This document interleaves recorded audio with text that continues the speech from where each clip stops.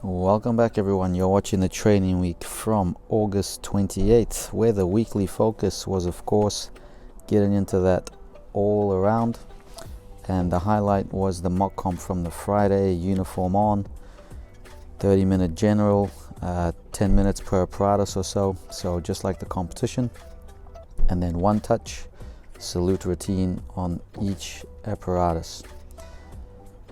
And I'm on the other side of it now, fam. I did Auckland Manukau Champs and I did do the all-round as promised. Body felt okay, it all felt doable. It was a massive challenge, especially with a limited prep, and we're going to talk about some of those challenges today. But I got through it and here I am, okay on the other side. So I did it. Now the first major challenge was floor. It's been so long since I have tumbled on the actual floor. Like the only thing really I've done in the last month or two has been that whip 2.5 and nothing much else. So here I had pretty much a week to put a floor routine together, and the hardest part was probably the dismount.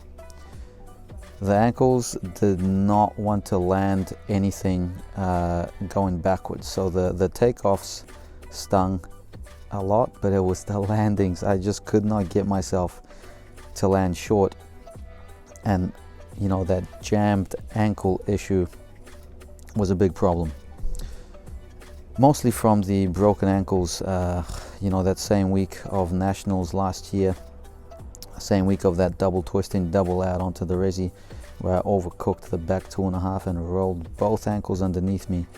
It's still giving me grief, so it's quite a gnarly one. But on the bright side, the 1-on-6, I used the word, what was the word?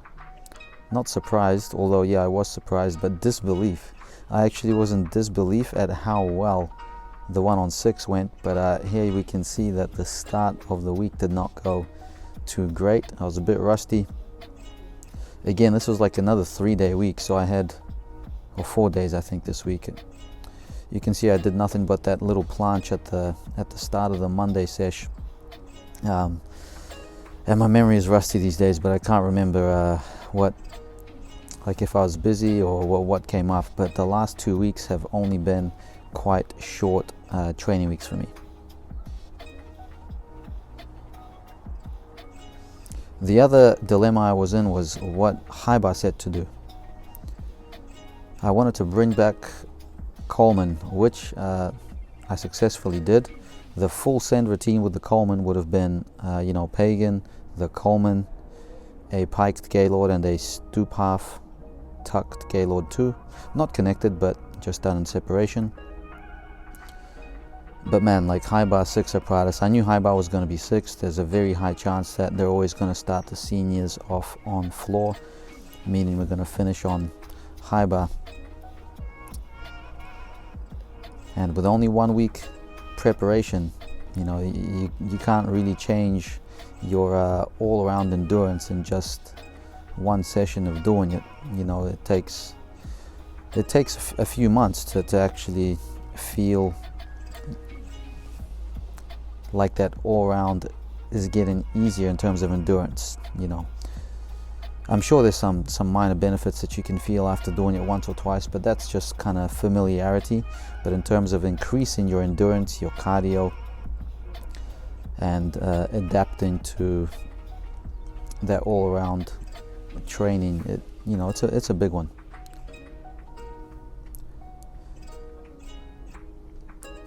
Our judge Gareth let me know well in advance that there's no way in hell that my invert was going to get paid.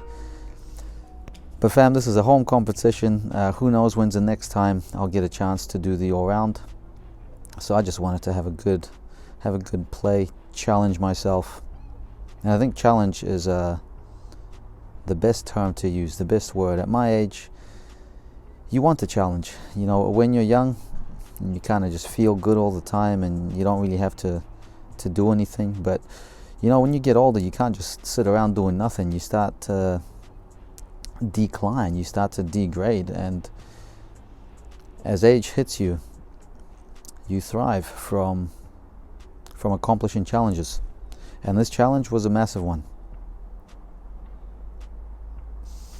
So we won't get into the competition too much. We'll save it for the next video. So are we on Friday yet, fam? Are we on Friday? If this is my, yes, white shorts, that's comp shorts. So this is my 10-minute per app. Now my strategy was, as I mentioned, not to warm up vault in the 10-minute and just to do it in a one touch, since I'm only doing a full twist. And what that does is it gives me an extra turn on P-bar and high bar where I actually need the extra warm-up. I believe that was layout double front number 1, was it? I don't remember doing it on Tuesday, but I may have. And here we go. This is the routine. Managed to put it on my feet, fam.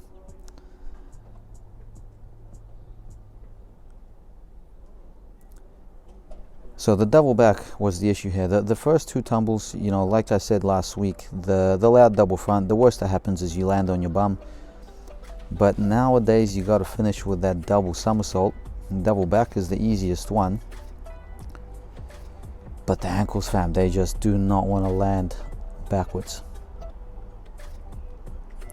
So I just did a layout here for safety.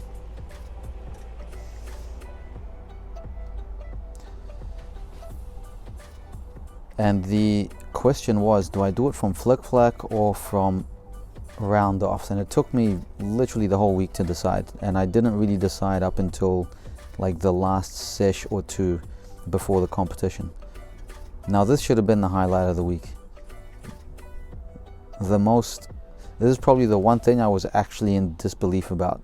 I hit a pommel routine with a flop, mind you.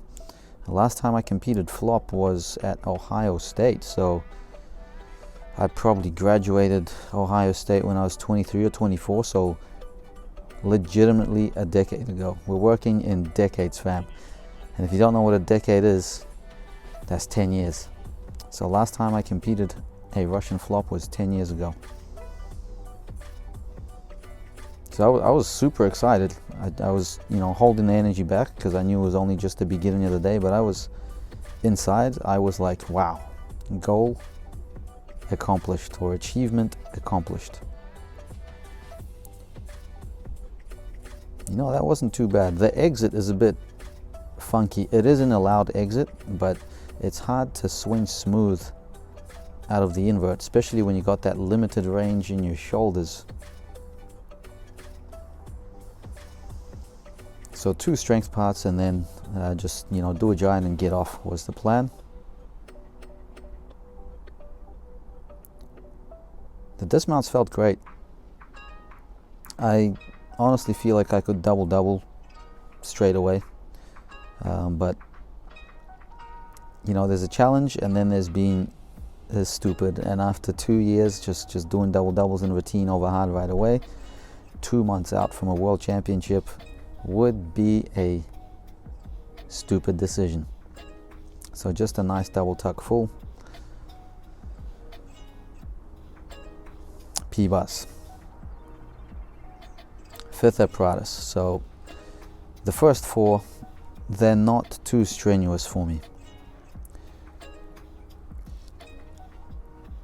But even though they're not too bad, even just being like a little bit fatigued for P-bar made a massive difference. And my forearms on P-bar, like after this first half, were burning.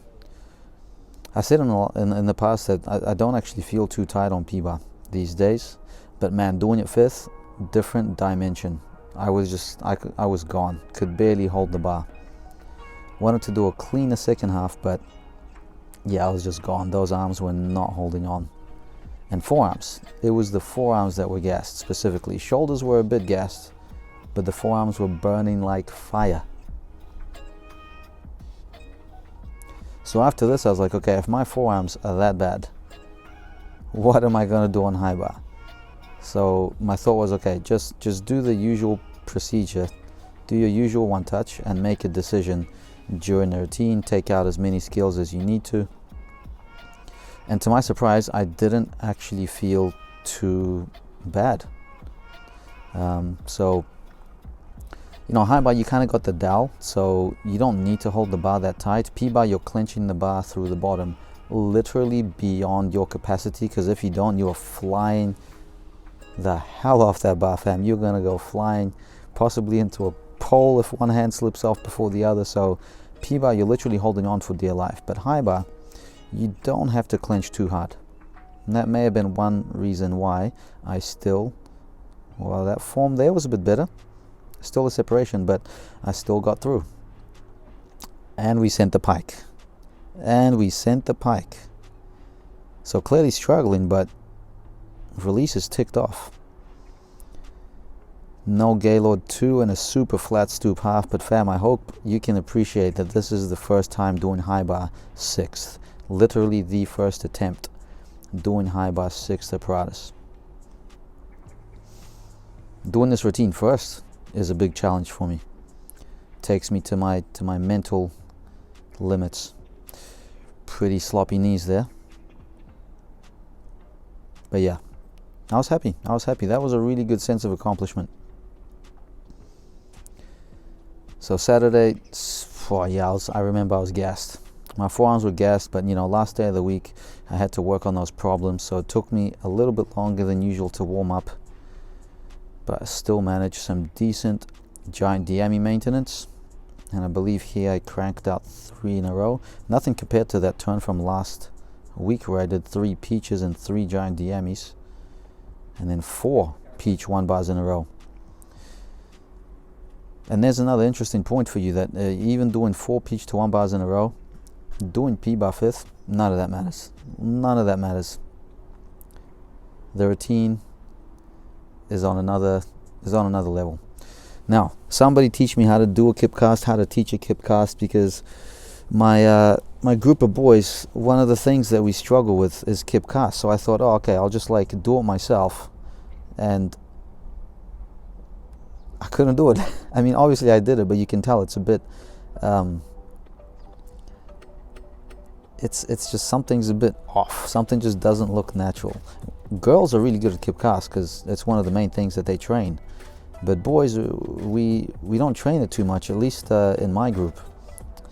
So anyone got tips for kip cast, fam, feel free to write them down below, because my level 4 to 6 group, we are struggling with those kip casts, and I am a bad coach because I went up to do it myself, and I was like, fellas, I don't really know what to tell you.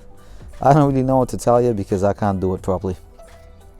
But really, we try to just get on the bar as much as we can so that we can cast off strong. So next week, fam, you're going to see the promised all around at Auckland Manukau. We're going to get into it there. But yeah, that one on 6, fam, Disbelief. Thanks for watching. All the best. Till next time.